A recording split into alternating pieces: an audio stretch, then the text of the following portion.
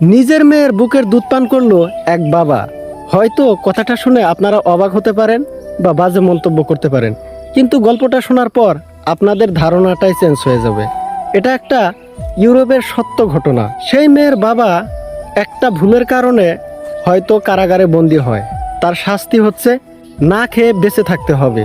যতদিন বাঁচতে পারবে ততদিন বেঁচে থাকবে, আর না হয়তো মরে যাবে।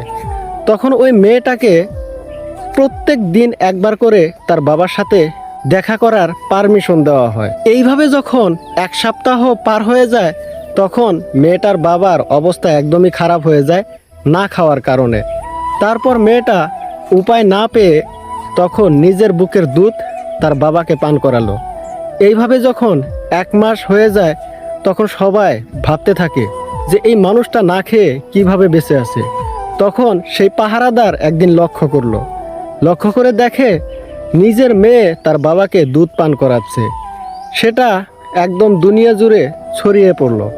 তারপর আদালতে এটা নিয়ে তদন্ত করা হলো। তারপর জজ সাহেব বলে এটা কোনো অপরাধ নয়, এটা হচ্ছে বাস্তবতা, আর বাস্তবতার কাছে সবাই হেরে যায়। তখন ওই মেয়ের বাবাকে কারাগার থেকে মুক্ত করে দেওয়া হয়। এই গল্পটা থেকে আপনারা কি শিখলেন বা কি বুঝলেন, অবশ্যই আপনাদের মন্তব্য কমেন্ট বক্সে জানাবেন।